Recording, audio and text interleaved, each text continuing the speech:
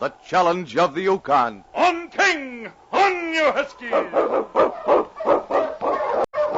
The Wonder Dog King, swiftest and strongest of Eskimo lead dogs, blazes the trail through storm and snow for Sergeant Preston as he meets the challenge of the Yukon.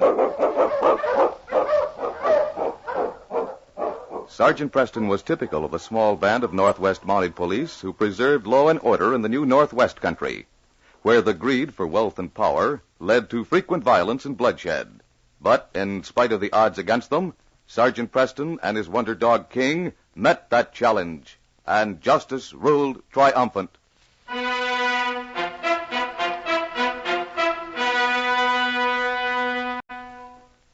Old Jed Peters and Josh Holt had been partners for years in the Yukon. They shared their gold claim, their food, and their cabin without serious quarrels. But recently, a noticeable coolness appeared in their relationship. They were not amiable about sharing the affections of Minerva Green, the only widow in the town of Selkirk. Jed eyed Josh balefully as Josh combed his hair in front of the cracked mirror. Put this seal oil on your hair. You're going to smell like polar bear bait. You're just jealous 'cause you ain't got enough hair to put seal oil on. This oil keeps my hair laying flat instead of standing on end. Next thing, you'll be taking a bath. I noticed you was washing your beard yesterday. Well, I got a piece of fish tangled in it. You don't think I can go around smelling fish right under my nose all the time? You couldn't have washed it because you called on Minerva last night, could you? And you ain't putting that seal oil on your head to play checkers with Bill Johnson, the way you say you are. Well, I've got just as much right to call on her as you have. You done it first. You could hardly wait till her husband got cold in his grave at 20 below. I don't see why you're wasting your time. She's always liked me better. That's one man's opinion, and I ain't the man who has it. Hey! Who said you could wear that shirt? Well, I washed the other one today, and it ain't dry yet. You can wear this one tomorrow. I don't like that shirt. It's torn in the back. But, Jed, we always shared and shared alike. You ain't never From now been on, like... it's different.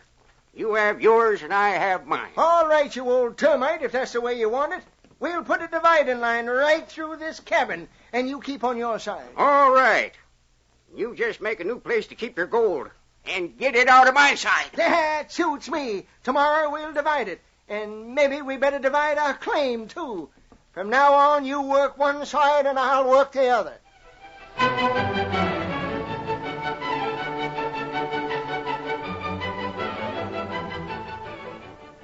Sergeant Preston of the Northwest Mounted Police, with the lead dog King beside him, stood at the bar of the White Horse Inn talking to Bill Gray, the owner. Over the minute the table with Jed. Oh, they just been in town a couple of days. Their names are Red Davis and Jim Christie. They come up from White Horse. Are Jed and Josh still working their claim together? I heard that they was trying to sell it. Oh, that's too bad. I hate to see that friendship break up over a woman. Jed just knocked a glass over. Had too much to drink, I guess.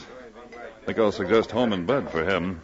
Well, if you ain't my old friend Preston. How are you, Sergeant? How are you, Jed? I wanted you to meet some old friends, Red and Jim. Meet Sergeant. Hello, boys.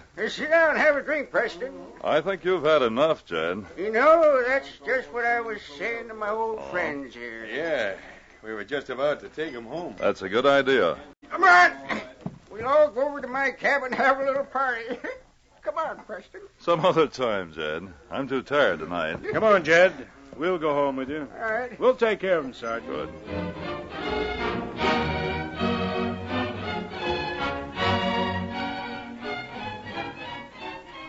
Well, here we are. This is my cabin. In you go, Jim. Don't step on that side of the white line on the floor. That's Josh's side, the old cockroach. Is he building something? Those boards and a saw. He's putting a trap door in the floor for his money. Can't keep it on my side. I won't have it. This bed feels good. Well, guess we better be going. He's out already. This looks like a pretty good setup, Red. Yeah. Hey, come on. Let's get out of here before the other old goat gets back.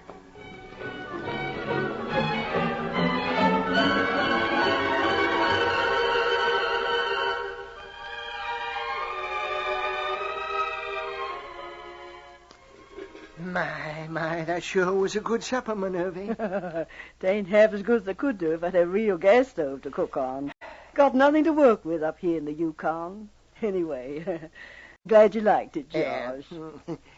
Jed and I sold our claim today. You did? Well, that is a surprise. I didn't think Jed would agree, but he seemed more than willing. Oh. Got a good price for it, too. You did? We divided the money this evening before I come here. What are you aiming to do if you ain't going on mining? Well, maybe Jed will stay on here, but I've been a-thinking, well, maybe I'd like to get back to civilization. Oh, George, you feel just the way I do about it. Yeah.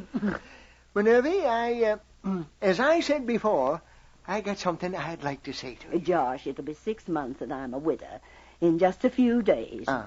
Ain't fitting I should listen to you before that. Well, I guess maybe you're right, but don't you listen to nobody else before that, neither. I won't, Josh. And in the meantime, I'm straightening out my affairs. Maybe I'll be going back to the States with the sweetest little woman in the world. Oh, Josh.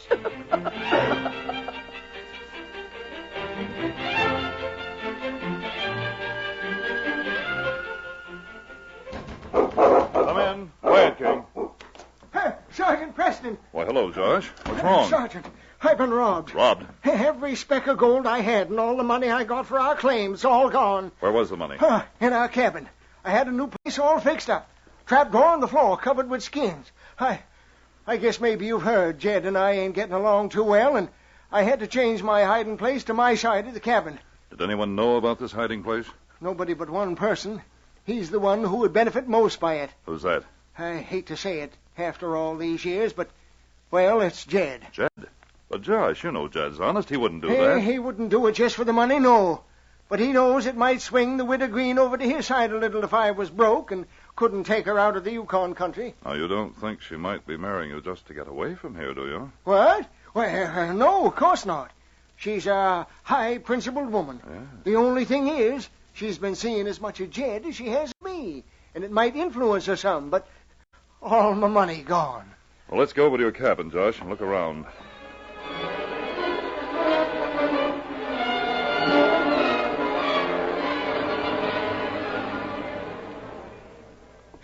It was right in here, Preston, under this trapdoor.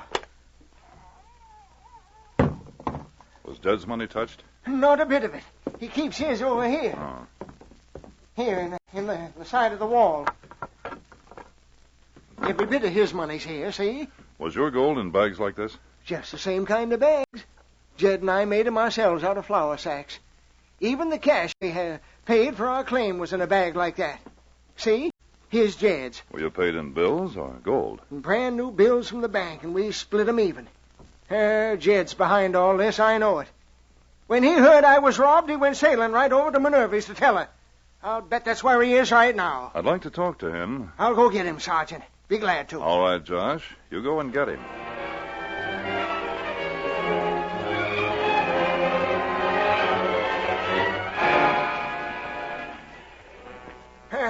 Don't see why you couldn't hurry. Think we can keep Sergeant Preston waiting all day? I don't believe he wants to see me at all. It's just an excuse to get me away from Minerva. Why'd you have to go running over there blabbing to her first thing anyway? I knowed she'd be interested. She was. She was sorry, huh? Oh, sure. But she said she always did favor me. Just the way I told you. Well, you old coot, I'll bet you hid my money just to take the advantage of... Josh Holt, you accuse me of robbing you? If you are, by gum, I'll take you apart and throw you to the wolves. You know what? You can't do it. Not with your rheumatiz. Why, you couldn't fight a flea. Why, you half-pint weasel. Anyway, I didn't say you'd rob me. As mean a cuss as you are, I guess you're honest. Here we are. Here we are, Preston. What? Oh, he's gone. Yes, I thought so. It was all a trick just to get me away from Minerva. Why, you tricky little bantam rooster, I ought to tell you. He was, too, here. He wanted to talk to you. I wouldn't trust you for a minute, you sneaky old cutworm. I'm glad someone took your money. I'm going to put mine straight in the bank this minute the way I said I do. What? Where? What's wrong? My money! My gold! It's gone! Gone? Don't act innocent, you leather-faced snake in the grass. You done it. Me? How could I have done it? Sergeant Preston... He wasn't here at all. Where'd you hide it? Tell me before I yank out your gizzard and wrap it around your ears. Come on over to the hotel. We'll find Preston, and I'll prove he was here.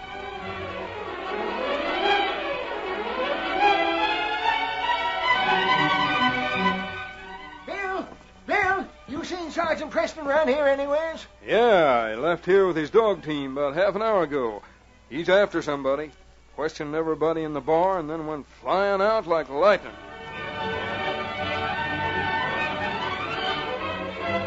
Whoa, ho, you huskies. What is it, King? Lose the trail? There, you've got it, fella. All right. On, you huskies.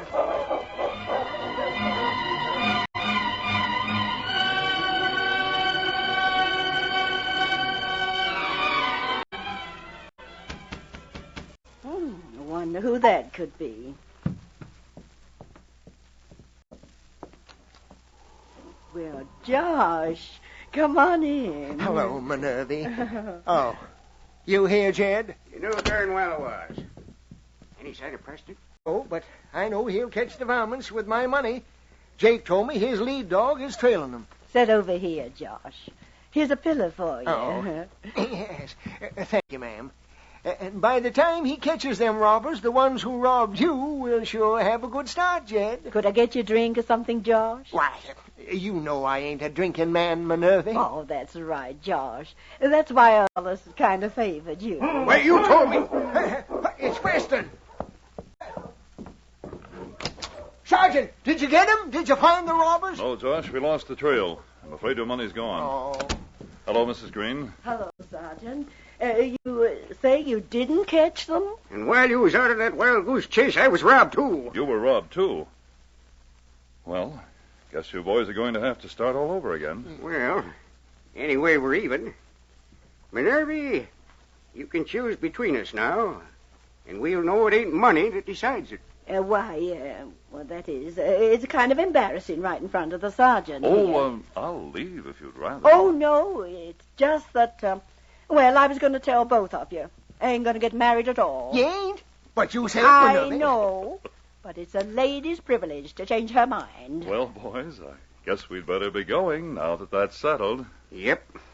Come on, Josh. I'm a-coming. Better come with us to our cabin, Sergeant. All right. We got lots of troubles to drown.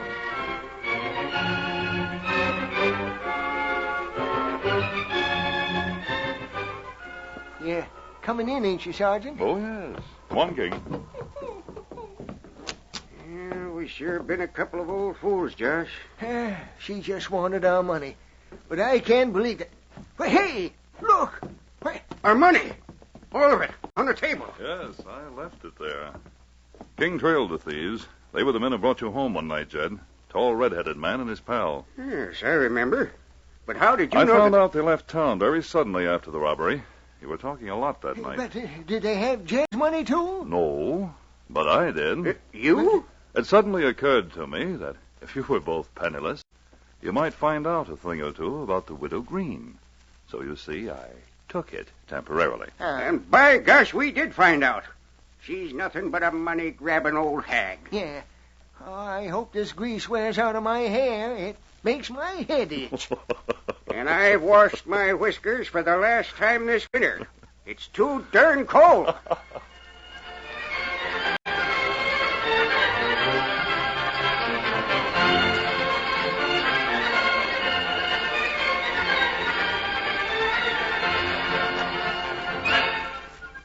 These copyrighted dramas originate in the studios of WXYZ Detroit, and all characters, names, places, and incidents used are fictitious. They are sent to you each week at this same time. Hugh Holder speaking. This is the Michigan Radio Network.